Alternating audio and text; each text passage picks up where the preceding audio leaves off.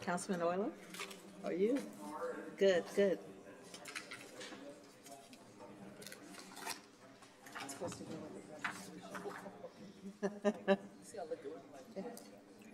Yeah.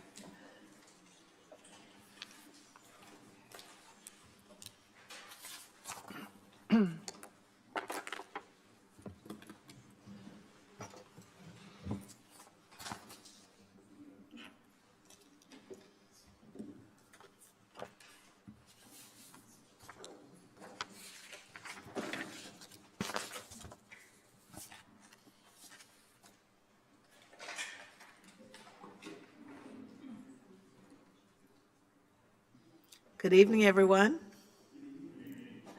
It is 6:03 p.m. on Tuesday, October 28th, 2025. I'd like to call the meeting of the Peoria City Council to order. I'd also like to welcome everyone here in our historic City Council audience, our chambers, as well as our listening audience watching on cable channel 22 and the City of Peoria YouTube channel. Madam Clerk, the council mics are open. Please call the roll. Mayor Ali. Present. Councilmember Allen. Present. Councilmember Carmona. Here. Councilmember Sear. Here. Councilmember Gordon Young. Present. Councilmember Jackson. Here. Councilmember Kelly. Here. Councilmember Euler. Here. Councilmember Riggenbach. Here. Councilmember Velpula. Present. And Councilmember Vespa. Here. You have a quorum present, Madam Mayor. Okay, thank you very much. Everyone, please join me and stand for a moment of silent prayer or silent reflection, followed by the Pledge of Allegiance.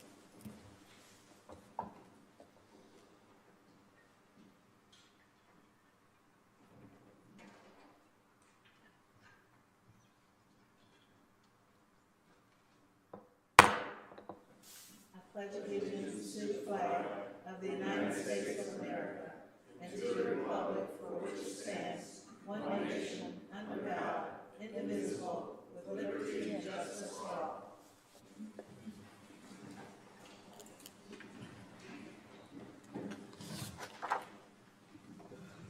Madam Clerk. We are at proclamations. We have several proclamations today. 5, in fact.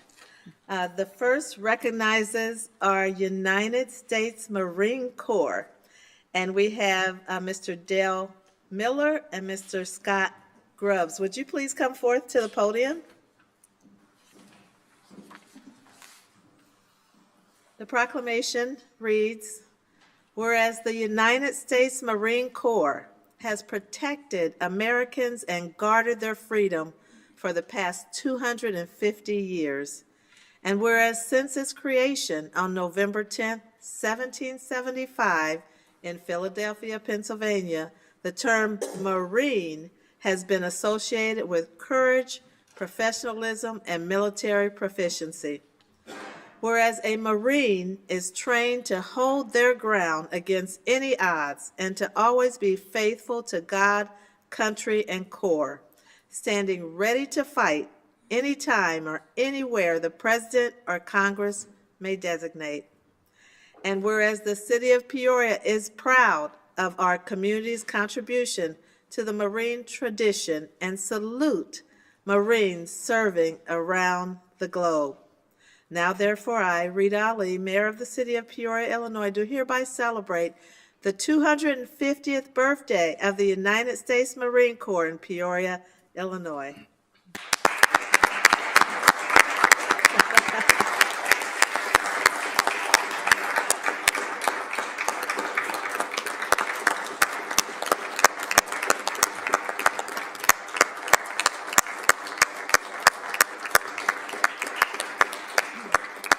Thank you for your service, gentlemen. Thank you, Mayor. I appreciate, we all, as a group, appreciate everything that you do. We appreciate this designation. And we celebrate. Our birthdays come around once a year. We celebrate every year. But this one's special. Yes. So thank you very much. Semper Fi. You're welcome. Welcome. Thank you.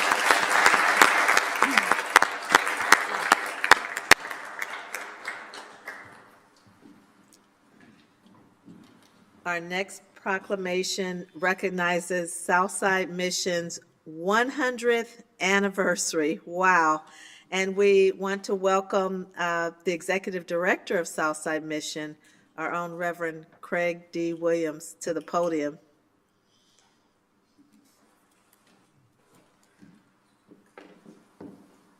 And Reverend Williams, I happily attended your gala event. It was outstanding.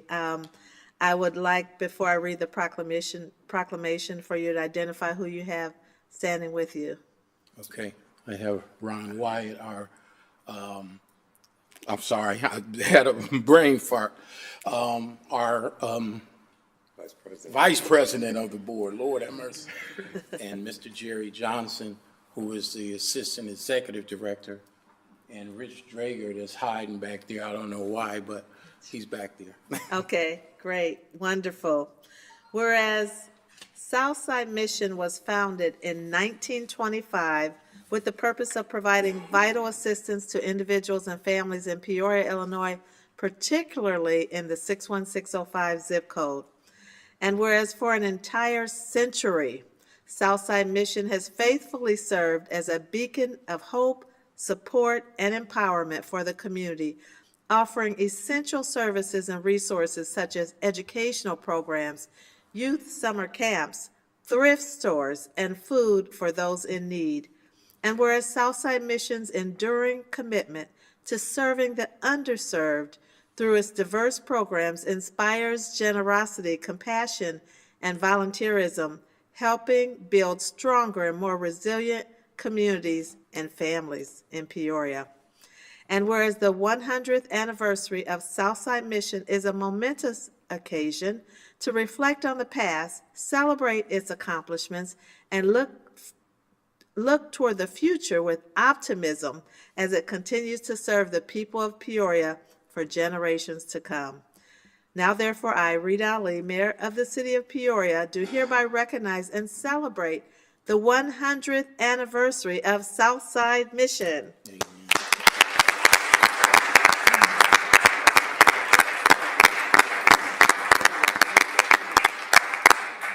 We are very humble and honored to have this proclamation today. 100 years of service. That is just unexplainable, but we know that God has just blessed us to continue on serving the zip area codes 61605, and we're just so grateful and humble of this acknowledgement. Thank you. Only the strongest can survive a century, so congratulations to you. Thank you.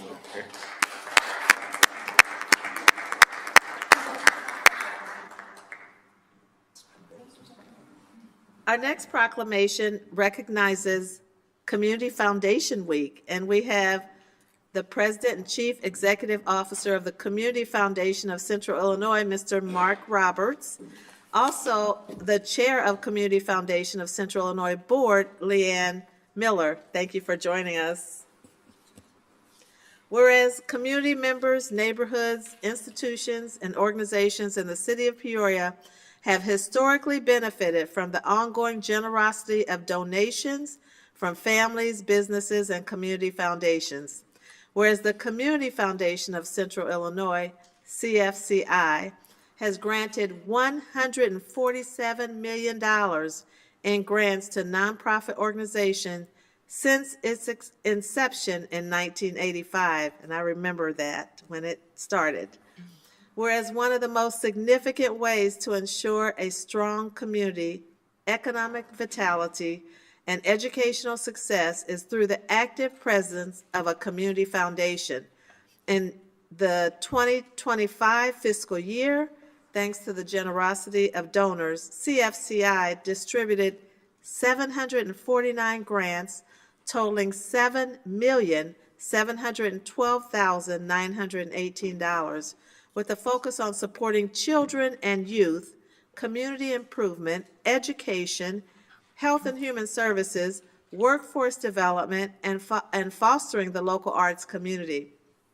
Whereas CFCI has numerous funds and initiatives, including the Women's Fund of Central Illinois, that ensure the continued support of programs for women and girls.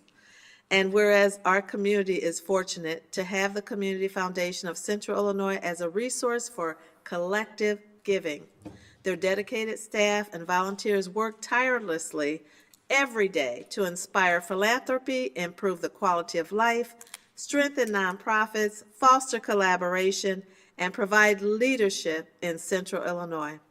Now, therefore, I, Rita Ali, Mayor of the City of Peoria, Illinois, do hereby acknowledge November 12th through November 18th as Community Foundation Week in Peoria, Illinois.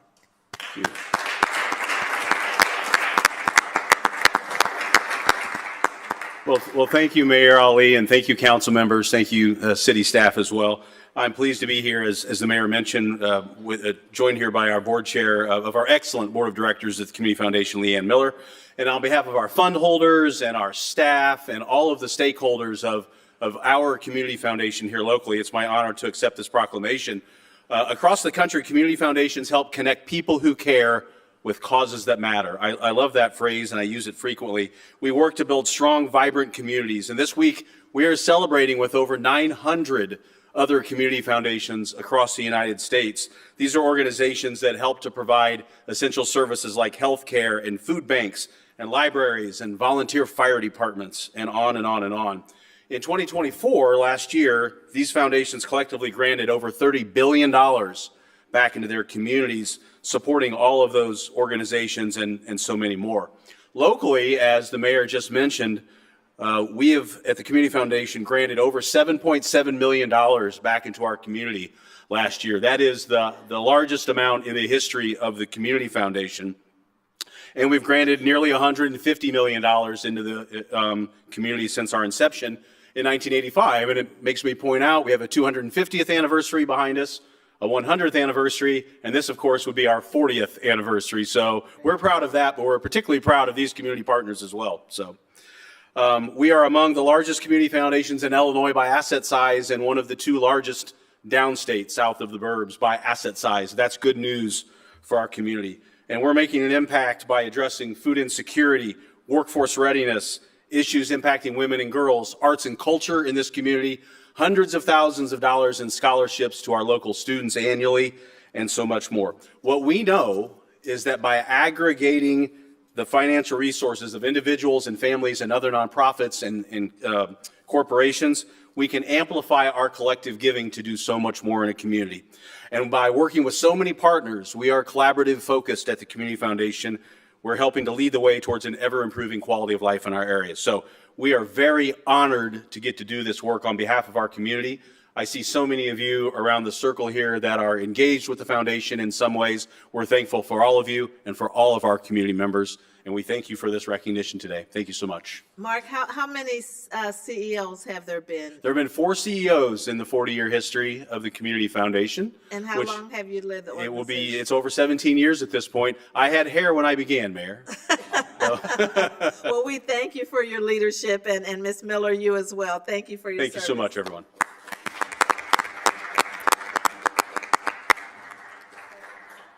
Our next proclamation recognizes Hindu Heritage Month, and we have Mugdha Padikar and Nikhil Uttar. Did I say that right? Yes. Okay, good, or close enough, huh? Thank you. Whereas Hinduism, one of the world's oldest religions, is rooted in the timeless values of truth, compassion, nonviolence, service, and respect for all beings, ideas, and have inspired millions across the globe for thousands of years. And whereas the Hindu community in Peoria and throughout the United States has made invaluable contributions to the fields of education, medicine, business, technology, art, and public service, enriching our city's cultural and civic life. And whereas Hindu Heritage Month offers all Peorians an opportunity to recognize, honor, and celebrate the diverse traditions, languages, philosophies, and cultural practices that are associated with Hinduism and continue to inspire generations. And whereas the city of Peoria proudly acknowledges the Hindu community's commitment to peace, unity, and service, reflecting our nation's shared values. Now, therefore, I, Rita Ali, Mayor of the City of Peoria, Illinois, do hereby recognize the month of October as Hindu Heritage Month in Peoria.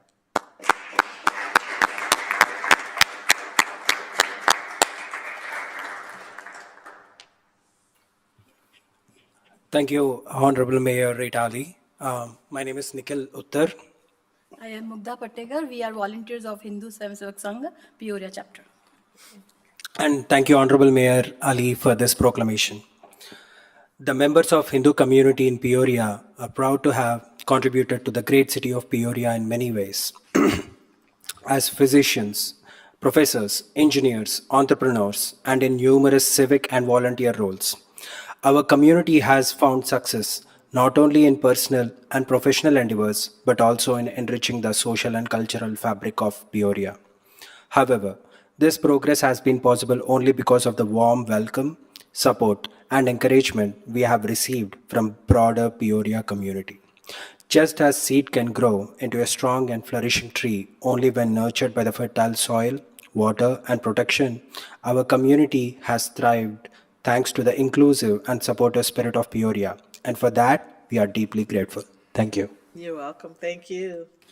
The months of October and November hold special significance for Hindus as they mark the celebration of important festivals such as Navratri and Diwali. These festivals promote the message of triumph of good over evil and light over darkness. In the spirit of giving and service, we are honored to participate in initiatives like the ongoing Seva Diwali food drive, which will benefit Center for Prevention of Abuse, Neighborhood House, and Treven School. Through this, which we share the joy of Diwali with our less fortunate brothers and sisters of Peoria. We hope that in turn, the many vibrant and joyous Hindu festivals celebrated across the city have also enriched the lives of all Peorians, promoting the values of unity, peace, universal oneness that lie at the heart of our ancient Hindu faith. Thank you once again for recognizing October as Hindu Heritage Month and for celebrating the diversity that strengthens our community. Thank you. And also congratulations on your amazing Diwali event at the Peoria Civic Center this past weekend. Yes, thank you. Congratulations. Thanks.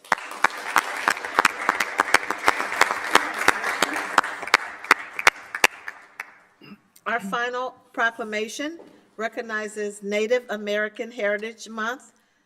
It's presented by the City of Peoria, and we have Robert Sheff, otherwise known as Wolf Eyes, and Julie Ellis. Is Julie here also? Yes, she's back here. Okay. Whereas the history and culture of our great nation have been significantly influenced by American Indians, Alaska Native peoples, and indigenous peoples, and whereas the contributions of Native American Indians have enhanced the freedom, prosperity, and greatness of America today. Their customs and traditions are respected and celebrated as part of a rich history throughout the United States. And whereas the name Peoria derives from the Algonquin language spoken by the Peoria tribe of Indians of Oklahoma, while Peoria originally meant comes carrying a pack on his back, a more modern translation has defined it as to dream with the help of a Manitou.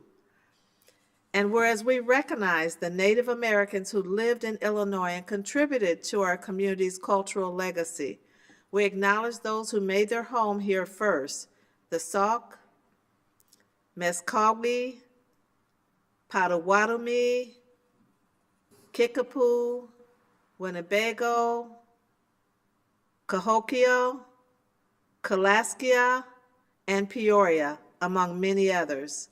And whereas Native American Awareness Week began in 1976 and recognition was expanded by Congress and approved by President George Bush in August 1990, designating the month of November as Native American Heritage Month.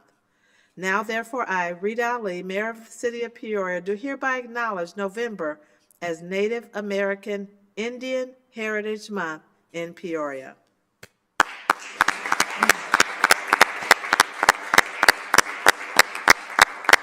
You gotta kind of bear with me for a minute. On September the 8th, I had cervical spine removed in my neck. I got 90% robotic in my neck now. I'm still recovering, so kind of bear with my speech a little bit. I'm not in my native gear because of that reason. Mayor Ali, I got a certificate here for you. I don't know if you realize. This is our 4th year. So before I speak, I'm going to play a thing on YouTube from our Native Americans. I want to speak about before I play this. Here in Peoria, Illinois, I heard that there's a, I guess, not a law, but someone in the political forums has said that Native Americans can't speak Native American language. Why? Why can't we? Speak Chinese, you speak Hindu, you speak any of our languages. Why can't we speak Native American language? 3 police officers told me that in the last 3 weeks. There's an ordinance. I didn't know that. So I asked, I'm going to play this. If I go to jail for speaking my native language, then take me. So I'm going to play this real quick from our Native American person that's a very outspoken person that just went to Congress last week. So I'll play this real quick.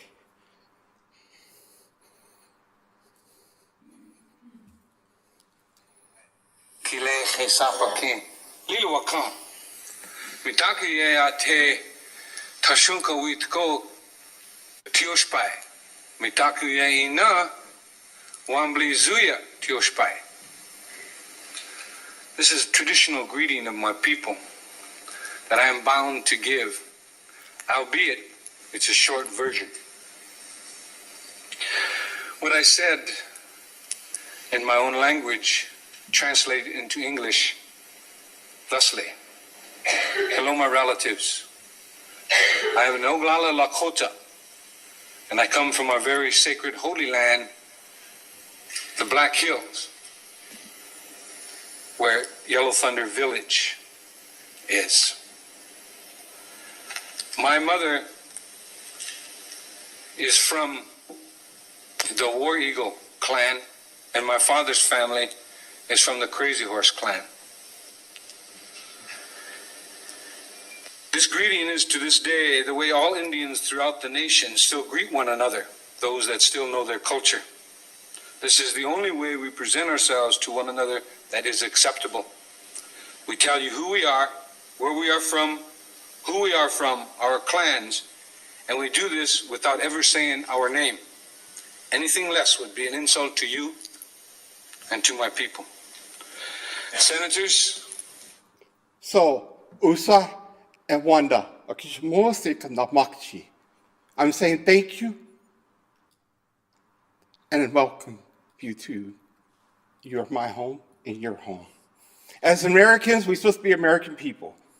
We're supposed to have freedom of speech, freedom of religion, freedom of culture, freedom of anything. So why is my language being taken away? Why can't I speak Cherokee? My kids this last year wrote a boat report on Native American history. The teachers told them in District 150, we don't talk about those people. Why not? We're still here.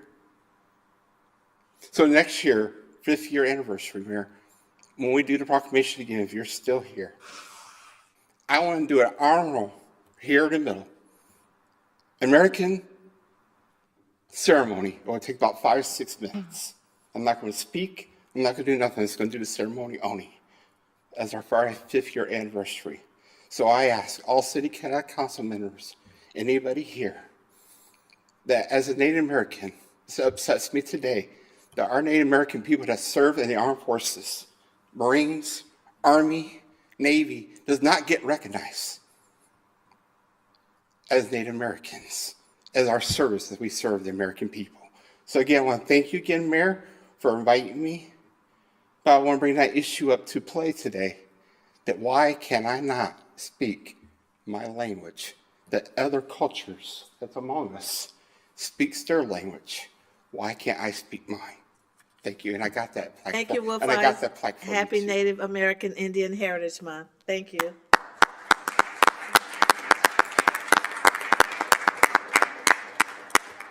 Yes. Okay, thank you. Okay, thanks. Madam Clerk, We are at the approval of the minutes. Councilman Regenbach, Thank you, Madam Mayor. I move to approve the minutes of the special city council meeting held October 7th, 2025, the minutes of the regularly scheduled joint city council town board meeting held October 14th, and the minutes of the special city council meeting held October 21st as printed. Okay, seconded by Councilmember Kelly. Any questions or comments? Please cast your ballots.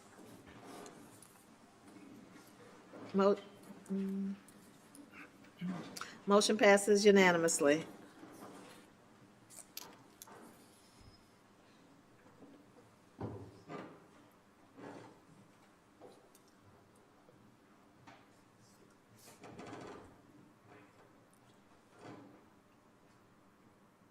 Madam Clerk? We have two town items. 25-295 is a communication from the Town Officials Budget Committee with a request to adopt an ordinance, levying and assessing taxes for the fiscal year beginning April 1, 2025 and ending March 31, 2026 for the general fund and the Illinois Municipal Retirement Fund of the Town of the City of Peoria, Peoria County, and State of Illinois in the amount of $362,000. Trustee Gordon Young? Thank you, Madam Mayor. I move to approve item 25-295. Seconded by Trustee Allen. Any questions or comments? Please cast your ballots. Motion passes unanimously. Madam Clerk? 25-296 is a communication from the Town Officials Budget Committee with a request to adopt an ordinance levying and assessing taxes for the fiscal year beginning April 1, 2025 and ending March 31, 2026 for the General Assistance Fund of the Town of the City of Peoria, Peoria County, and State of Illinois in the amount of $1,057,540.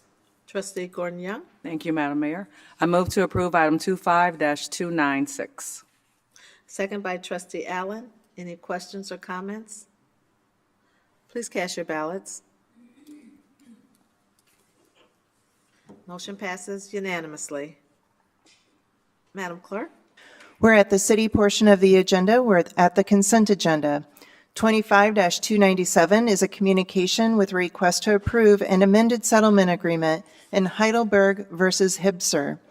25-298 is a communication with a request to approve an intergovernmental agreement for shared cloud gavel services between County of Peoria and the City of Peoria.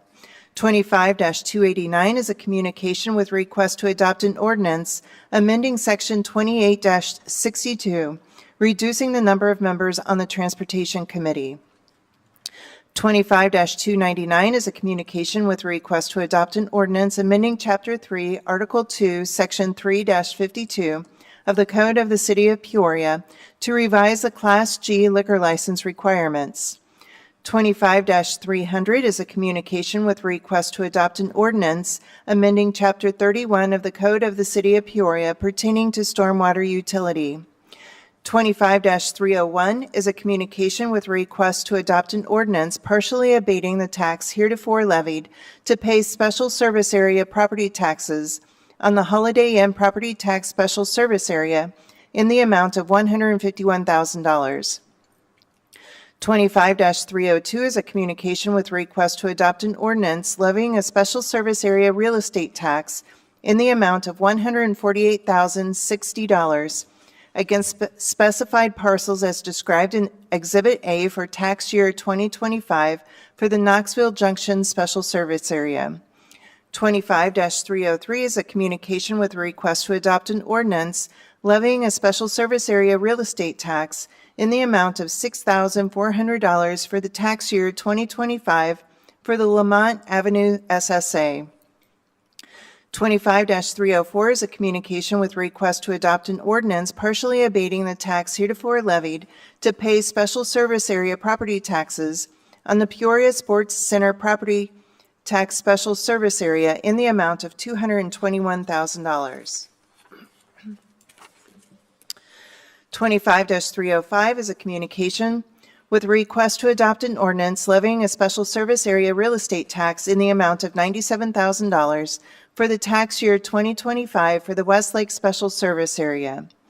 25-306 is a communication with request to concur with a recommendation from the Planning and Zoning Commission and staff to adopt an ordinance rezoning property from a Class C2 large-scale commercial district to a Class R3 single-family residential district for the property located at 6006 North Big Hollow Road, Peoria, Illinois. 25-307 is a communication with request to concur with the recommendation from the Planning and Zoning Commission and staff to adopt an ordinance approving a special use in a Class R3 single-family residential district for a short-term rental for the property located at 3806 West Thistle Lane, Peoria, Illinois. 25-308 is a communication with request to concur with recommendation from the Planning and Zoning Commission and staff to adopt an ordinance amending an existing special use ordinance number 16031 as amended for a residential cluster development in a Class R3 single-family residential district to reduce the previously amended rear yard building setback from 19 feet to 15 feet for the properties identified as 2526, 2602, 2606, 2610, and 2614 West Lauren Lane, Peoria, Illinois.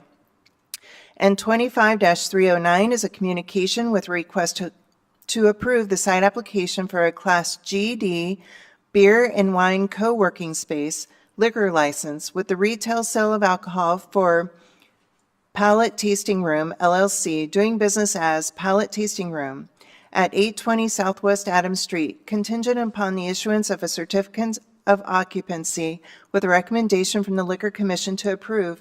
And that concludes our consent agenda. Thank you, Madam Clerk. Are there any items to remove from consent? Councilman Seer? Thank you, Madam Mayor. I'd like to remove 25-307, please. 307? Yes, ma'am. Okay. Thank And you. if I can, there's nothing else to be removed. Anything else to be removed? I'd like to move to accept the I'm rest. waiting to hear. Okay. Okay. Any other items to remove from consent? Can I get a motion to approve the remaining items moved by Councilmember Seer, seconded by Councilmember Gordon Young? Any questions? Please cast your ballots. Motion passes unanimously. Madam Clerk? 25-307 is a communication from the City Manager and Director of Community Development with a request to concur with recommendation from the Planning and Zoning Commission and staff to adopt an ordinance approving a special use in a Class R3 single-family residential district for a short-term rental for the property located at 3806 West Thistle Lane, Peoria, Illinois. Councilmember Seer. Thank you, Madam Mayor. Give the floor to Ms. Allison. Thank you, Madam Mayor, Council. I just need to give a little bit of an update on this request for the short-term rental at this Thistle property. After the Planning and Zoning Commission meeting, we were made aware of covenants that are recorded against the subdivision Summer Ridge. And we reviewed those covenants thoroughly with the assistance of our great legal department. We determined that the covenants are applicable in that they state that the business or commercial uses are prohibited, which includes short-term rental uses. So I do need to revise our staff recommendation to a recommending denial because of those covenants, which in our code for short-term rentals are something that we need to uphold for that subdivision. If there are any questions, I'm happy to answer. Well, Director Allison, I understand in talking with our corporation counsel earlier that you're planning to change the process.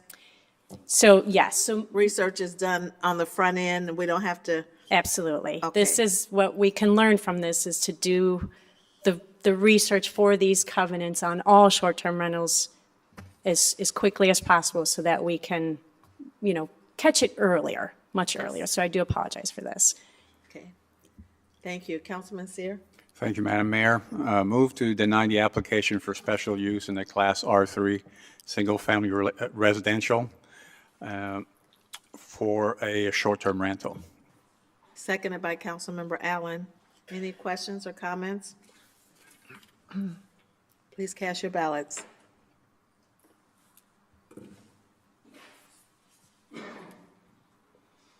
Motion passes unanimously. Madam Clerk? We are at presentations. 25-310 is a communication from the City Manager and Director of Public Works with a request to receive and file a presentation on snow removal operations. Mr. Manager? Thank you, Madam Mayor. It's that time of year again. And as we prepare for the snow season, we wanted to ask our Deputy Director of Public Works to come in and give you another presentation on our snow planning efforts for the upcoming winter season, unfortunately. Welcome, Director Maroon. Thank you, Madam Mayor, Manager, and Council. Always look forward to being here at this time of the year. It just kind of sets the tone for the next few months of what's to come. We don't know, but we are prepared. So we want to talk a little bit about our snow plan for this year, or for this season, I should say. And I'll give you some insight as there are a few changes, so we'll talk about that here in a little bit. Here's one of the changes, increasing from 21 to 23 snow routes. With the additional full-time staff that we've been able to bring on board the last couple of years, it's now allowed us to increase our snow routes from 21 to 23. And what that does essentially is it'll help us speed up the process of completing the snow removal. As the snow dissipates in the air, we clean up the streets and we move on a little bit sooner. There's also this year, which has been in, what we've done for quite some time now, designated hill routes, 4 hill routes, which allows our travelers to get from the bluff to the valley or from the valley to the bluff. And once they're at one end of the spectrum there, they should be able to travel, without a lot of concern. The hills are definitely a critical area for us. We have 8 tandem plow routes. Essentially what 8 tandem plow routes will do is we will cover the city with either 2, 3, or 4 trucks on a route, and we can get it curb to curb in a much quicker time. And that opens up the traveling for the traveling public, so a lot sooner. The best time for us to do a tandem plow route is in the overnight hours. It can be done during the day, but with the amount of traffic, it gets in our way. The overnight hours, very minimal traffic, especially if you're talking about 1, 2, or 3 o'clock in the morning, and we can call a tandem route together. And the next thing you know, we've got 3 and 4 trucks going down the street, one behind the other, and we're pushing snow from one curb to the other in a pass, sometimes in less than a pass. So, I mean, the tandem plow routes are very, very good for us. And then, of course, we have the 24-hour round-the-clock operations. And that does involve the 2 12-hour shifts when 2 or more inches of snow is forecasted. The reason we do the 2 or more inches is because at 2 inches or more of snow, we go into the residential districts, okay, once we're done with the arterials, the main arterials. So 2 inches is the point where it'll take us into the residential, and then we will continue on with the 12-hour shifts until those are completed. The map there on the side of the screen does show the 23 routes, and they're all color coordinated so that you can see the size of each route. Some larger than others, but that's what we have there.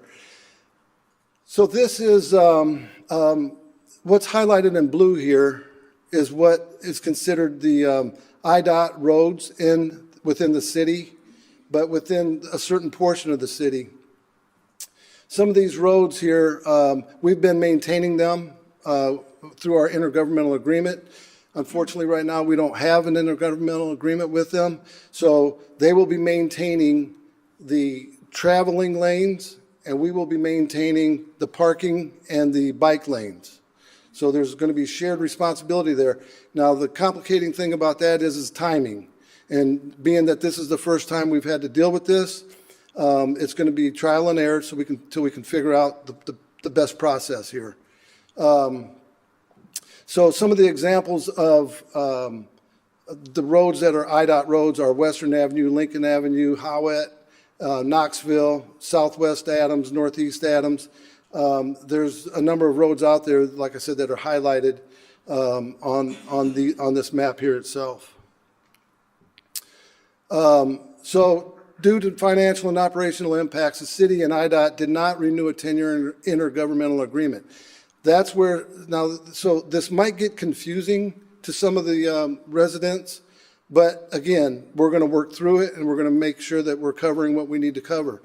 IDOT, again, will cover the drive lanes. We will cover the parking lanes and the bike lanes, okay? There's a picture there that gives you an idea of what the parking lanes look like. They will be pushing snow into our parking lanes or to the parking lanes, which we do maintain, and we will take the snow from the parking lane to the curb. So that's going to be the process. Now, it's going to be different this year than it has been for many years in the past. We understand that. The message is that it's going to be taken care of. It just, again, it's a timing factor that's going to make a big difference, and we will continue to work on that. So our snow routes consist of the primary snow routes, arterial streets, 161 miles. The priority 2 residential streets, there's 332 miles with 80 miles of alleyways that we maintain. The city does not have a bare pavement policy, as you see on the screen. What that means is that we treat the streets, we'll pre-treat, we will treat, and we will plow. But there's no guarantee, we cannot give a guarantee that there will be bare pavement. In other words, running water is what if we get it to running water, that's getting to bare pavement. We attempt to do that, and that's our goal, but there's not a guarantee to get to bare pavement, and we just want people to understand that. Once we plow the snow, actually, depending on the inches, even before we plow the snow, you should be able to travel on flat ground without any real issues. Our goal to maintain safe travel routes during the winter season and to restore mobility for the traveling public within a reasonable time frame following winter storm conditions. So that's basically what we talked about. No bare pavement policy when it comes to that. Snow removal is a public safety operation, and it truly is a public safety operation. So we want to make sure that we are understood, by the public. The timing of snow removal, that is, between 2 to 6 inches, our snow plan allows us for up to 24 hours to clear the entire city. 6 or more inches is citywide arterial snow removal within 36 hours of the snow removal. And then, of course, we have our ABC, which we call our ABC subroutes. That's a rotational approach to plowing residential streets. So as you can see here, the example is storm event 1. We start with A, go to B, and then go to C. And what that is made up of is one route is broken up into 3 different routes. Okay? So then the second storm will go B, C, A, and then on down you can see the others. The reason for that is it's effective, first of all, but it doesn't give everybody the impression, it does give the impression that they're the first or the last all the time. But nobody is first and nobody is last every time there's a storm. We rotate those routes. And then the parking enforcement. So the parking bans go into effect. As you can see, the signs on the right side of the screen, no parking 2 or more inches of snow. Once there's 2 inches predicted, that goes into effect. The 2 inches or more of snow, there's no parking on the arterial streets. 2 or more inches is, again, would put us back into residential plowing, clearing. 2 or more inches is the standard, Now, the downtown business district says no parking 2 or more inches of snow, and it's got between 11 p.m. and 6 a.m. The reason that we have no parking between 11 p.m. and 6 a.m. is we can get downtown and clear the business district, the downtown business district, so that people can get to work in Peoria and we can keep functioning, okay? So that falls in line with the streets from, for example, Spalding to Kumpf and from the Water Street to the Bluff. So we can clear that area in the overnight hours and Peoria can continue to function. One other thing, once that goes into effect, the 2 inches of snow goes into effect for no parking, it's in effect for 48 hours. That's automatic. It's not something that we would consistently put messaging out with. If we do get phone calls, we do explain that it is a 48-hour deal. And so this is for information for the public. There's releases that are sent through GovDelivery. We have communication groups, HOI neighborhood associations, subscribers, Facebook. You can see all that. That's up there. Peoria Cares, the city website, and of course during the major storms, we've been able to get on the billboards at different large intersections in town, which has been a donation to us to get the message out. So that works well on the larger storms. But you can see the phone number for Peoria Cares, and then there's the website, of course, for information. How to contact Public Works. Our phone number is right there, 494-8800. We have a pre-recorded storm update at 8830.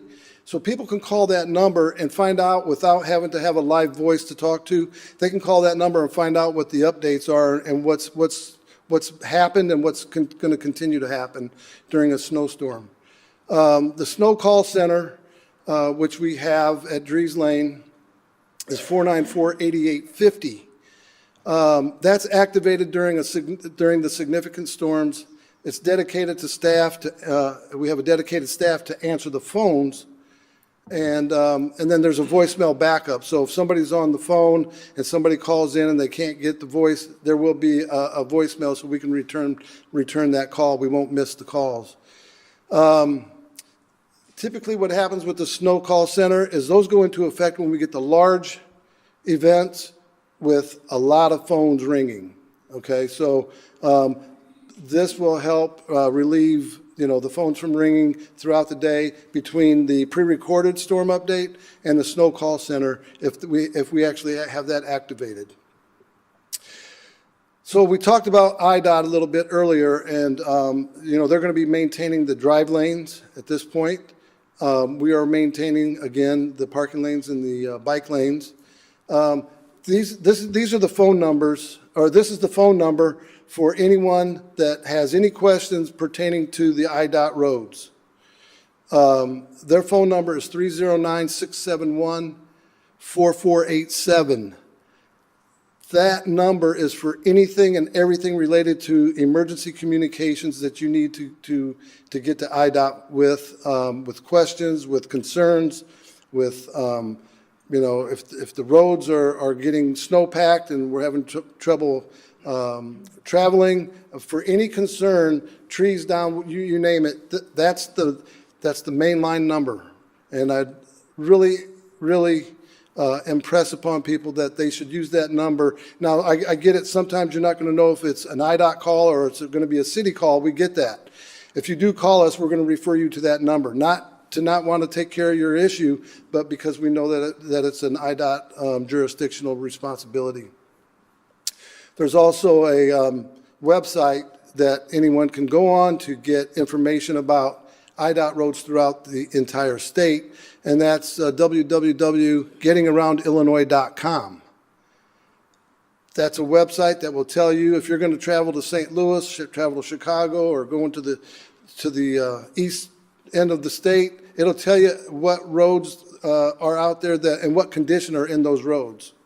So we encourage people, again, to utilize that as well. One other thing before we get to questions. I just wanted to mention, as kind of a timely thing, today is National First Responders Day, okay? And it comes timely with us being first responders in this event.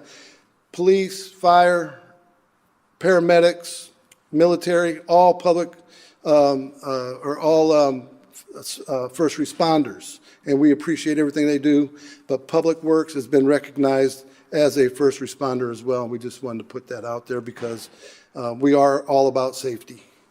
Thank you. Thank you, Director Maroon. Several questions, and I'll kick these off with a few questions of my own. We always look forward to your snow presentation every year, and I'm sure your team is going to do another phenomenal job this winter. So first question is, when do you expect our first snowfall? You'll get that first update as soon as we know.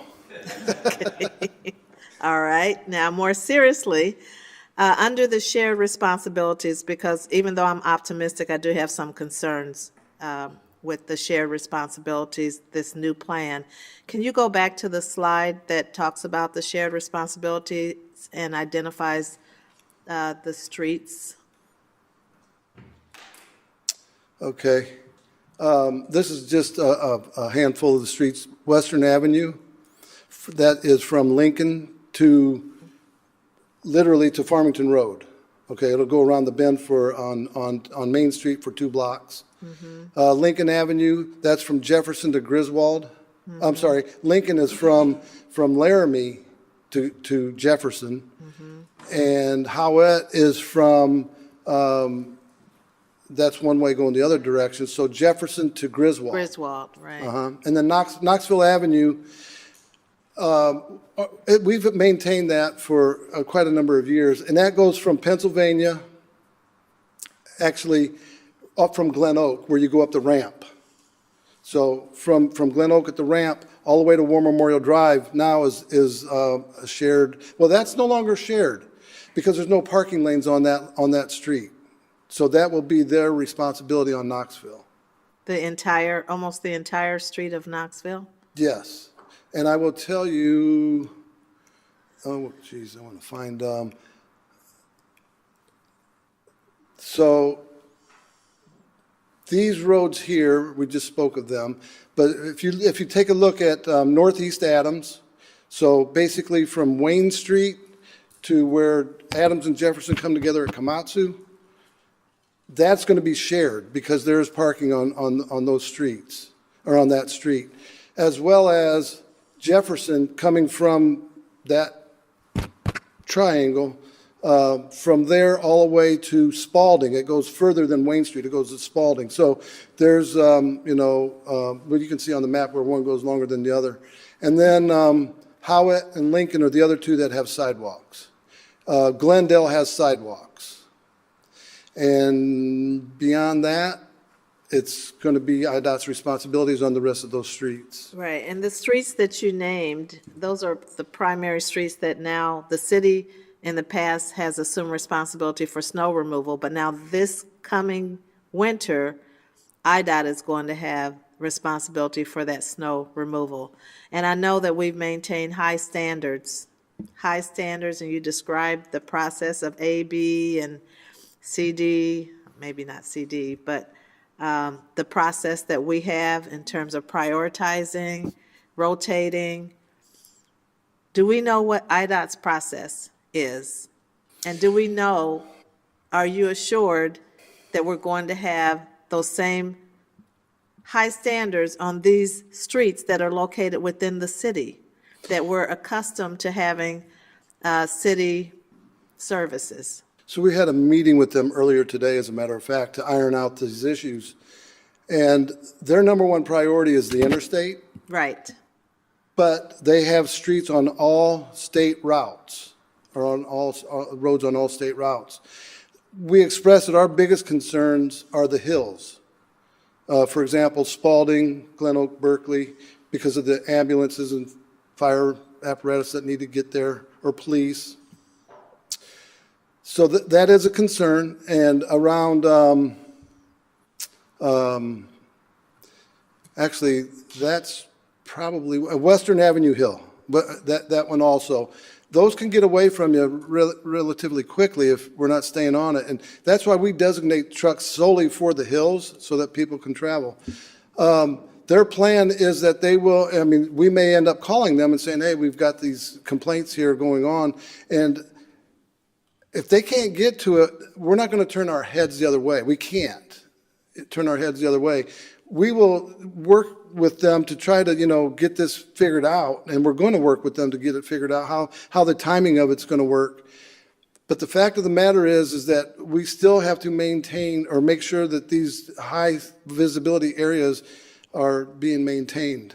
Yes, and they are major streets in our Yeah, city, and right. some of them, I mean, I can hear the complaints now that, Lincoln, Howett, Western, why are we being ignored? Why is Knoxville, a major artery in our city, why are we being ignored? Right. And there has to be a strong backup plan, and there has to be high standards for these areas. And I think if we're going to make this change, we have to make sure that there's going to be high standards continue. Well, the communication is going to be the biggest piece that we're going to have to work with to get the message out so that eventually, I mean, we won't probably have every person in the city of Peoria will have heard that message, but once the message gets out and people start talking about it, hopefully that's going to drive home what's really happening. But do we know their exact plan? Well, we know what their plans are. The interstates are priority, and the other secondary street or the other routes are secondary. But they say that they'll have resources to work on that. So we'll hold them accountable. Okay, we'll be optimistic and wait and see. Councilmember Seer? Thank you, Madam Mayor. Thank you, Mr. Maroon. Just a couple of questions. Number one, did we finally equip our truck with GPS system so we know where they're at when there's a phone call asking when a particular street will be cleared? So we don't have the GPS systems on the trucks right now. We will take a phone call and then find out where they live, and then we can always radio to the truck that's doing that ABC route or that residential route to let them know approximately what time they may be getting there. And sometimes on the ABC routes, we start with A and somebody might live on the C route. It's going to take a while for us to get to them, right? So Yeah. we want to make that understood. Because we don't run and chase all these different locations, but we will get to that residential street soon after we get started on the ABC routes. Do we have a lot of new drivers this year, and what kind of training they receive, and make sure we don't forget? Sometimes we forget cul-de-sacs or something. So what kind of training they receiving? So we have quite a number of new drivers. We have actually 16 that are going through our training right now. We do an in-house training for 2 weeks of hands-on and then on the streets. And then we give them the opportunity, when that's done, to run their routes, drive their routes, so they get comfortable with and familiar with what the route looks like, how they're going to run it, which directions they're going to go in. It's also going to help them to identify manhole covers that they might hit, or trees that are low, or low-hanging wires. So it gives us an opportunity while we're in dry pavement and without any precipitation to handle a lot of those things and get a lot of that resolved before we get into the storms. Last question. Usually every year during your presentation, you talk about the 24-hour and the 36-hour. When does it start? When does the clock start? I didn't hear you mention this year.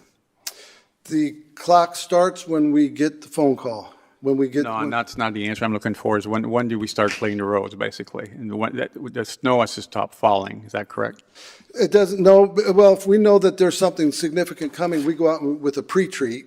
We'll pre-treat with salt and brine. So that will happen typically before the first snowflake. Okay, but I thought the 24 hours you said in prior year that starts, or 36 hours starts when the snow stopped falling. That's when they clock. Yes, okay, I understand what you're asking now, yes. When the snow stops, we have 24 hours on 2 to 6 inches and 36 hours over 6 inches. Thank you, Correct. sir. Thank you, Madam yeah. Mayor. You're welcome. Councilmember Kelly?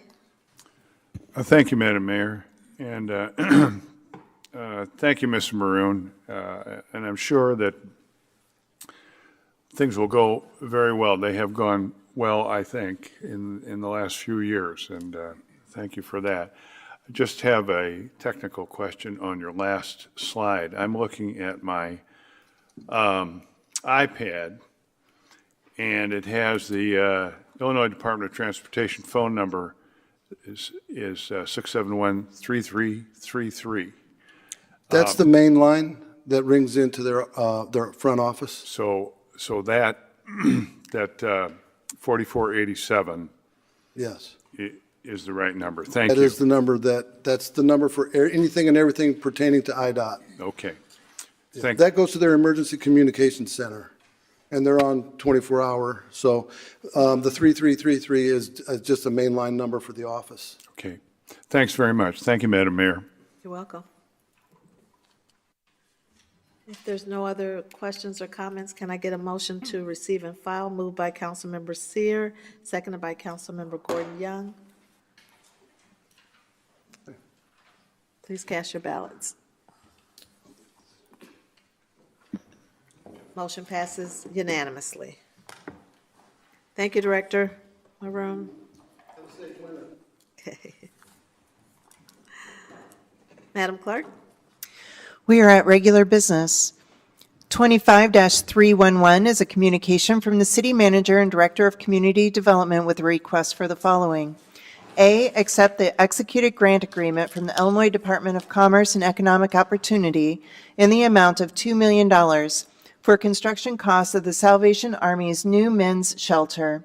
And B, adopt an ordinance amending the City of Peoria 2025 revised budget relating to the general fund to recognize the receipt of grant funding from the Illinois Department of Commerce and Economic Opportunity in the amount of $2 million for the Salvation Army's men's shelter. And item B requires 2/3 vote of council members voting, no less than 6 votes, and we need separate votes on each, please. Mr. Manager? Thank you, Madam Mayor. I'll turn the floor over to our Community Development Director to explain this item. Thank you, Manager. Thank you, Mayor. Thank you, Council. While I wish this was a new project, this is a project we've already told you about that actually broke ground, excitingly, about a month and a half ago. The Salvation Army is working to expand their footprint down in the North Valley area to expand their ability to provide shelter to individuals, specifically a lot of men who are experiencing homelessness with one of their expansions, and just kind of redoing the entire block. Like I mentioned, they broke ground about a month and a half ago. Last year, we applied with them on their behalf for a $2 million grant through the state of Illinois. This is just the paperwork to get it finalized to go towards their about $20 million project. So very excited that they to actually get this money, but also that they are already starting construction. So happy to answer any questions. Any questions? Can I get a motion to approve item A? Moved by Councilmember Riggenbach, seconded by Councilmember Euler. Yes, Councilmember Riggenbach. Thank you, Madam Mayor, and thank you, Director Doolin, for that explanation. And I just want to remind my colleagues that this is something that Salvation Army brought to us about a year ago. So just keep that in mind as we look at the issues involved around the unsheltered, that even when you have a motivated provider, there's a lot of time involved in getting things to the finish line. So I also want to recognize staff, Director Doolin and Catherine Murphy, our grants coordinator, for their efforts in being creative and getting this grant awarded to the city to pass on to Salvation Army. So good work all around, and I think it shows the commitment that this council has to addressing this issue and thinking outside the box to get that done. And I'd already moved, didn't I? So, Okay, yes, okay. and I totally agree. Ditto, ditto, and it hasn't come without challenges. So, Director Doolin, thank you for your efforts in working through those barriers that you experience along the way. So, any other comments, questions? Please cast your ballots. As to item A, motion passes unanimously. Councilmember Riggenbach, Approval of item B. seconded by Councilmember Euler. Please cast your ballots. Motion passes unanimously. Madam Clerk?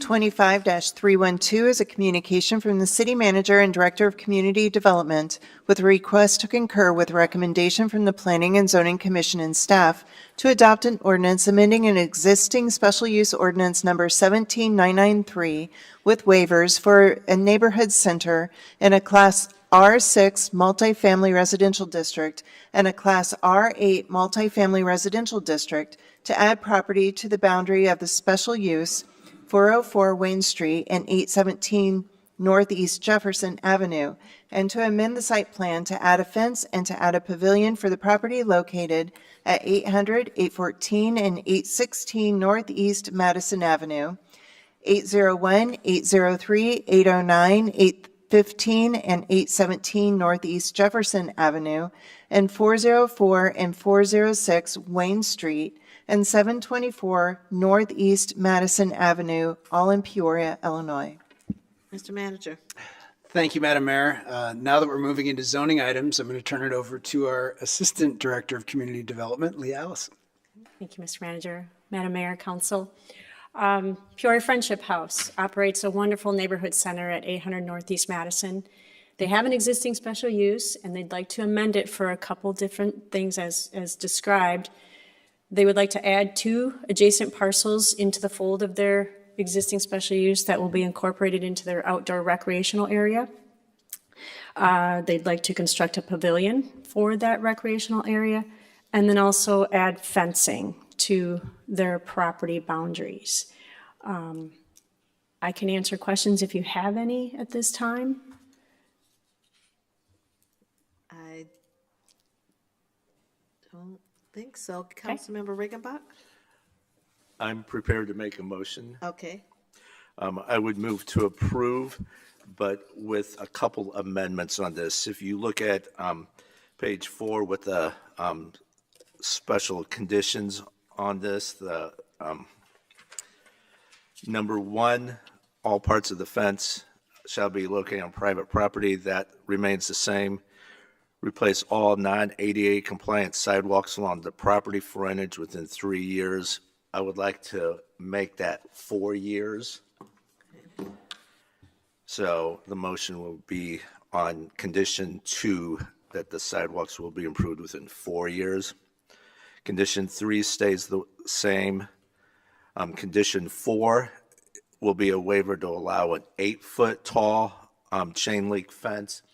This will be a playground for children, and if you go down on site, you can see that the 6-foot fence doesn't really give the protection that it needs, and if they're playing ball or whatnot, that things can easily go over a 6-foot fence. So we're going to allow them to have an 8-foot tall fence.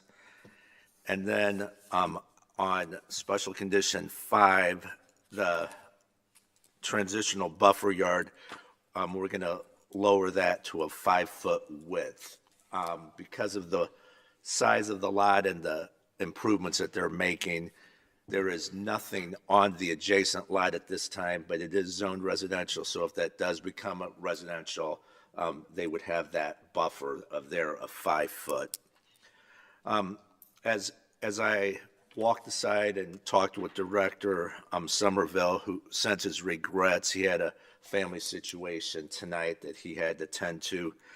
I think this is something that we'll want to look at longer term. This project, the fencing, the playground equipment, the pavilion, it's about $175,000 project, which doesn't sound like a lot in terms of our budget. But when you look at a nonprofit that works with a very challenged group of people, that's a lot of money. And then the way our ordinance currently reads, they would have to improve the sidewalks, which the depth of the sidewalk frontage that they have would be well over the $175,000 that they're spending on the project itself. So I'm not asking for any special action tonight or anything, but I think we need to consider that if there's a way that there's thresholds that nonprofits, that they don't need to make those infrastructure improvements. I know I'm talking out of both sides of my mouth here because I want the sidewalks to be improved, and we hear Director Powers tell us there's more demand than money, and that's exactly the same situation our nonprofits are in. So by giving them 4 years, we'll kind of punt on that one, I think. But I do think that's a discussion that we need to have at some time in the future. So with those amendments, I would move for approval.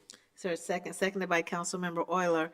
And I would ask Director Allison, were you familiar with these recommended amendments? Yes, we had conversations, so I was informed, yes. Okay, all right. And do you see them causing any kind of conflict? No. Okay.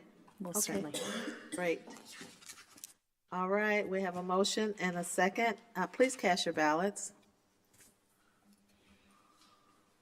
Motion passes unanimously. Madam Clerk? 25-313 is a communication from the City Manager and Director of Community Development with a request to concur with a recommendation from the Planning and Zoning Commission and staff to adopt an ordinance approving a special use in a Class CN neighborhood commercial district to expand a non-conforming outdoor storage use for the properties located at 916, 918, 920, and 922 West Lincoln Avenue, Peoria, Illinois. Mr. Manager? Again, I'll turn it over to our Assistant Community Development Director. Thank you. So this is Gets Fire, which is located at 1615 Southwest Adams, requesting to expand their outdoor storage area towards the Lincoln side of their property. And that requires a special use because it is non-conforming. It's existing non-conforming.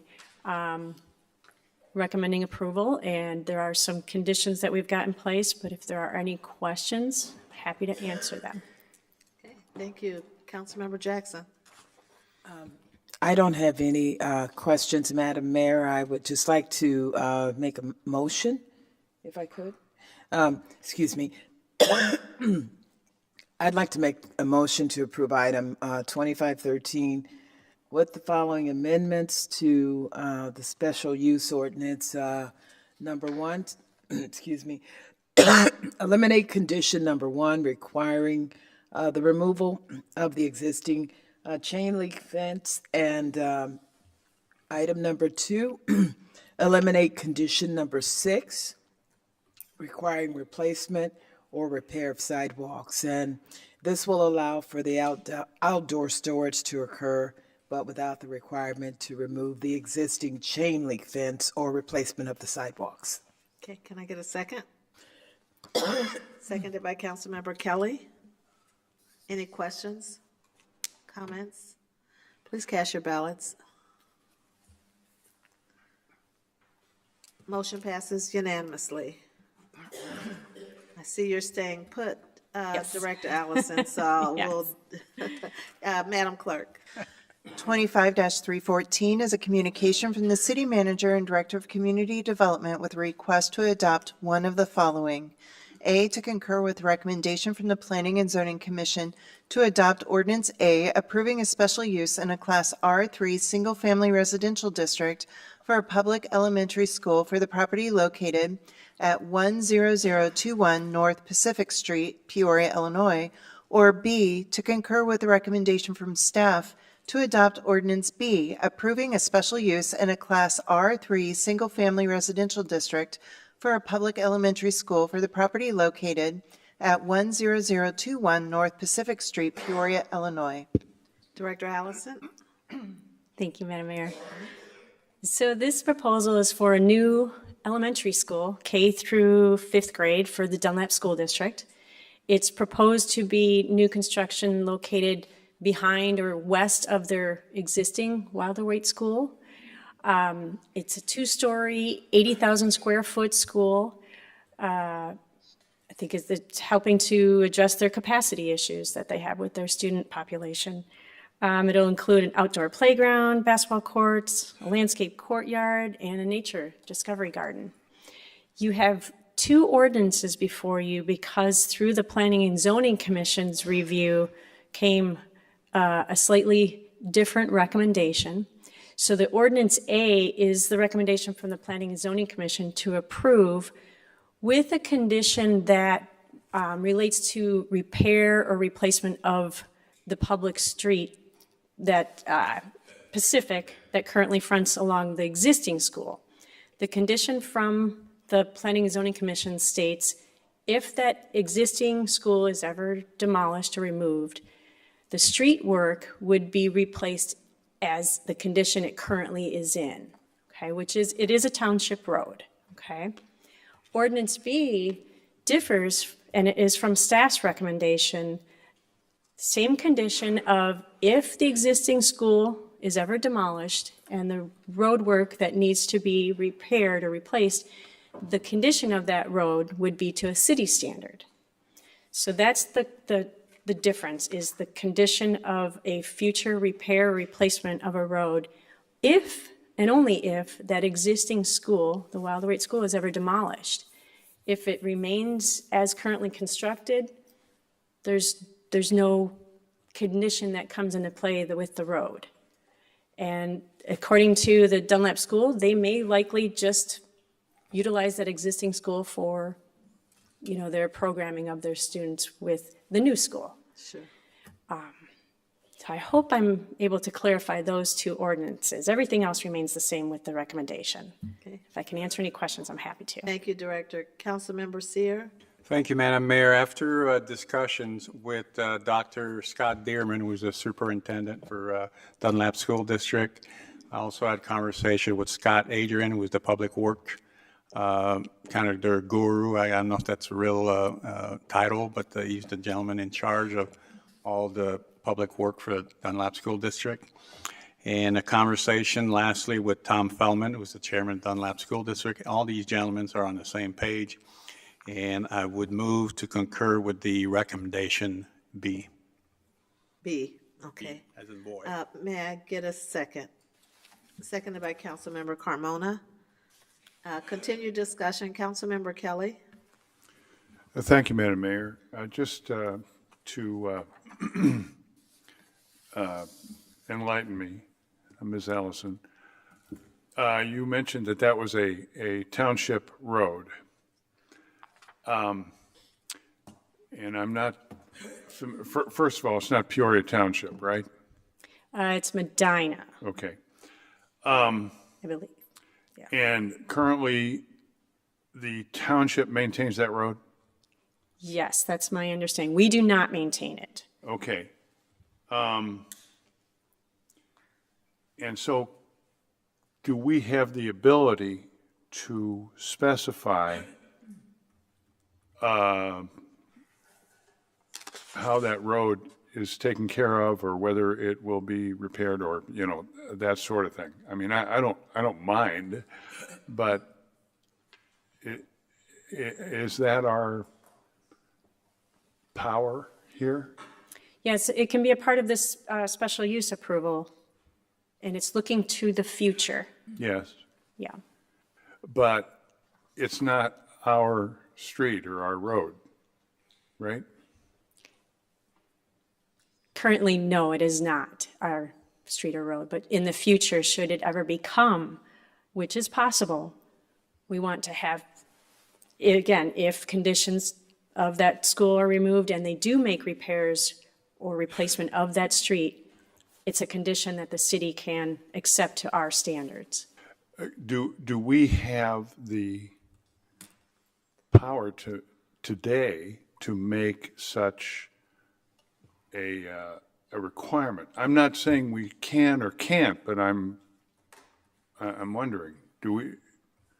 Yes. Or maybe And if Corporation Council wants to weigh in, sure. Thank you. I'm sorry. Oh, that's There we go. right. Thank you, Madam Mayor. Our extrajudicial authority extends to 1.5 miles beyond our current municipal borders and includes subdivision authority, which deals with the quality of the infrastructure that's constructed by developers. When someone that has an existing use with an adjacent street that isn't up to city standard comes forward for an amendment or an adjustment to that use, we then have the authority to, at that point, exercise our extrajudicial or extraterritorial authority.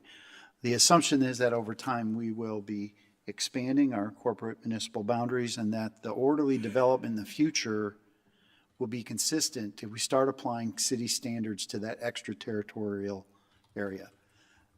This is a common method utilized throughout the state of Illinois by municipalities to control how certain streets are improved before it becomes part of a city so that the standards don't have to be retroactively applied later on. Those retroactive street upgrades are very expensive. So this is why many subdivisions that are outside of the city are built to city standard. And this is just a small snippet of using that authority for just the area of improvement in front of the school. Thank you. Thank you. Yeah, my question was not as to whether or not we would want this to happen. It was more a question of, can we make this requirement? And I think you're saying that we can. Within 1.5 miles of our municipal boundary, we have the authority to impose these conditions as if it was within our municipality. Okay. Thank you very much. Thank you, Ms. Ellison, and thank you, Madam Mayor. You're welcome. We have a motion on the floor to approve item B. Please cast your ballots. Motion passes unanimously. Madam Clerk? 25-315 is a communication from the City Manager and Finance Director Comptroller with a request to adopt an ordinance abating the tax heretofore levied to pay principal of and interest on general obligation corporate purpose bonds of the City of Peoria, Peoria County, Illinois, 2015 Series B, C, and D, 2016 Series C, 2018 Series A, 2020 Series A and B, 2021 Series A, B, and C, 2022 Series A, and 2023 Series A, and the partial abatement of taxes levied to pay principal and interest on 2018 Series B general obligation bonds in the amount of $546,938.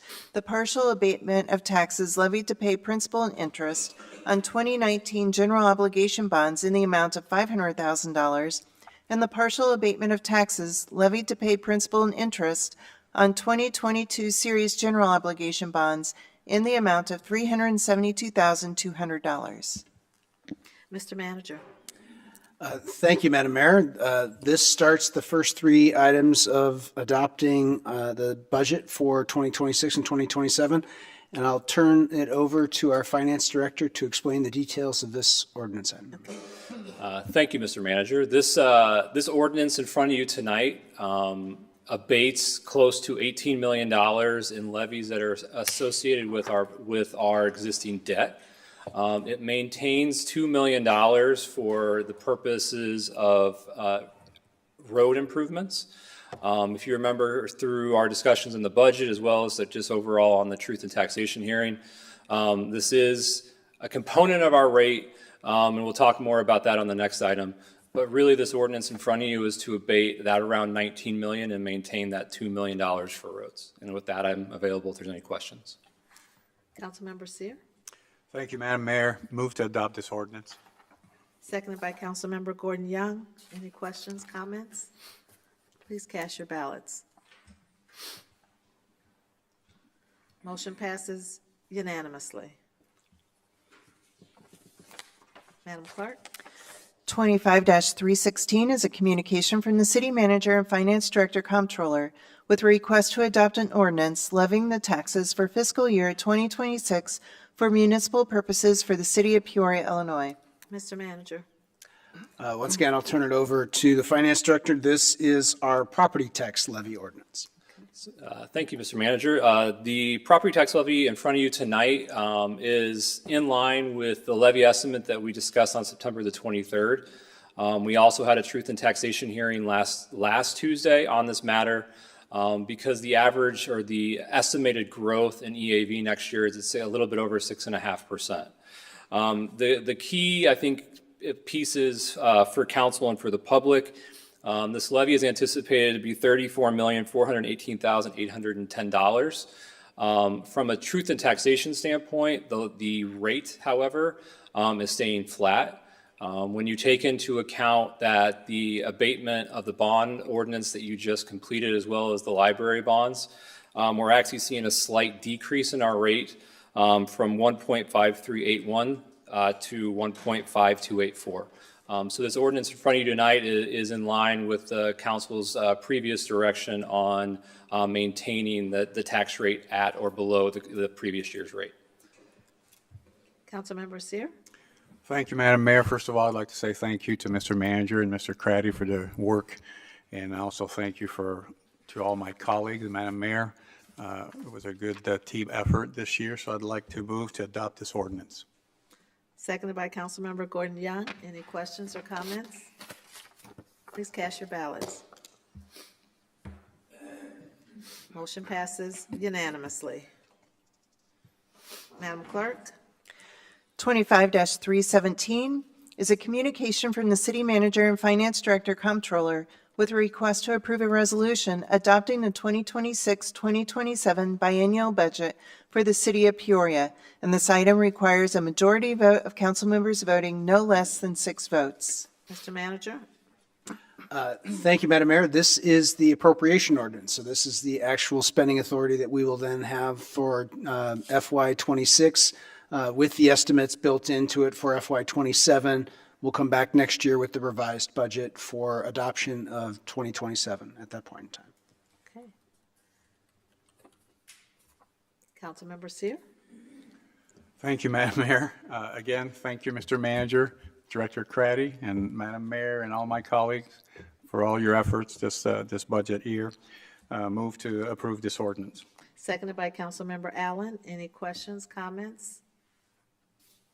I too want to thank our staff leadership, Mr. Manager, Director Craddy, and your team. You've done a phenomenal job and great report backs, and I think we're on the right track here. Thank you, Mayor. And I really want to thank all the department directors and their teams for putting together a really solid budget this year as well that we could work with. Okay. And thank you, Councilmember Seer, for your recommendations early on that we remove fees, and I think we all agreed that that was a good thing to do for our residents. So thank you for your leadership. Please cast your ballots. Motion passes unanimously. Yay!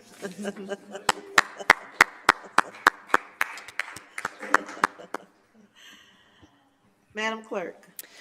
We are at unfinished business.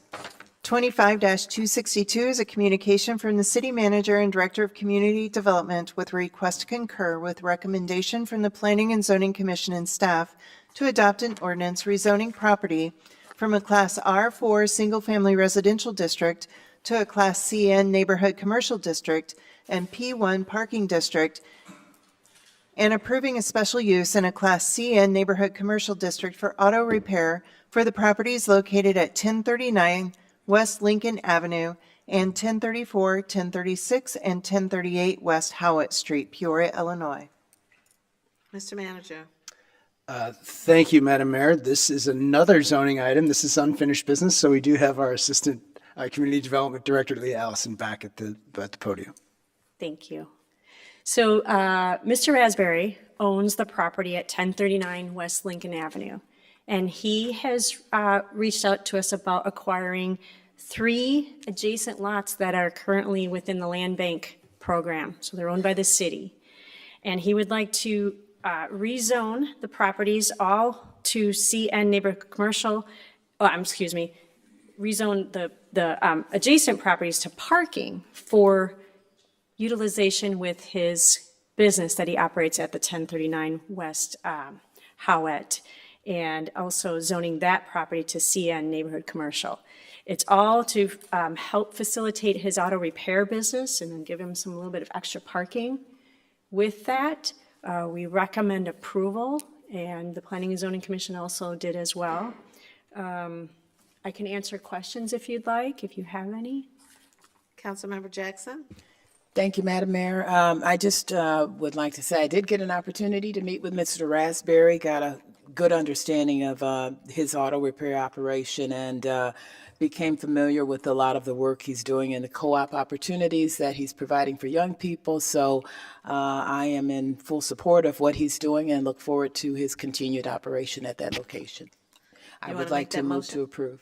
Oh, okay. Seconded by Councilmember Euler. Any questions or comments? Please cast your ballots.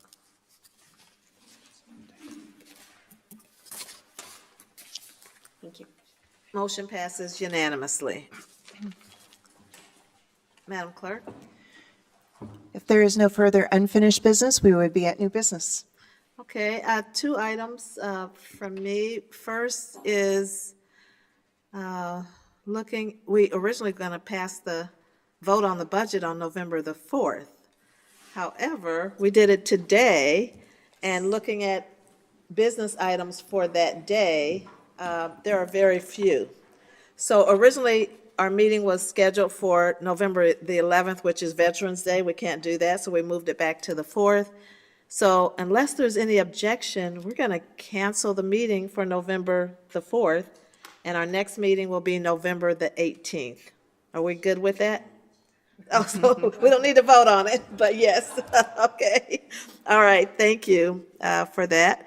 And then secondly, over the weekend, there were a lot of things going on in Peoria, Diwali, and then there was the NAACP Freedom Fund banquet, and they always have an awards program that recognizes people and leaders in our community. And two of those individuals, one was our chief of police, was recognized. I don't remember the name of the award that he received, but he received a leadership award from the NAACP in recognition of his leadership. And one of the other awards was awarded to Councilman Dr. Andre Allen, and he received the NAACP John W. Stinson Leadership Award. So congratulations. That's a great award named after a great individual, former chief of police, the first African-American chief of police in the city of Peoria. So congratulations. Other new business, Councilmember Riggenbach. Thank you, Madam Mayor. When we had that item with the short-term rental in this new neighborhood, and staff did a review of the covenants on this, I think as you look at best practices in other cities, also take a look if there's a neighborhood being built without such covenants. Obviously, there's not going to be an HOA until the houses are built, so how do we protect that new construction, that new neighborhood until such time as they can be organized, since STRs are something that we have a special use for and that can be limited by covenants or HOA restrictions. So if you could just include that in your review, I think that would be appreciated. Good idea. Madam Mayor. Thank you. Any other new business? Councilmember Gordon Young? Thank you, Madam Mayor. I was just going to give you the name of the award that the chief won. Oh, okay. Do you know what It is hold on, let me scroll in here. It's the John H. Gwynn Jr. Courage Award. Oh, he won the John H. Gwynn Courage Award, Yep. NAACP. That's fantastic. Congratulations, Chief. Any other new business? Madam Clerk? We're at citizens' opportunity to address the city council. We have not received any cards. We do not have an executive session, so we would be at adjournment. Can I get a motion to adjourn? Moved by Councilmember Velpula, seconded by Councilmember Euler. Please cast your ballots. We are adjourned. Thank you for your service.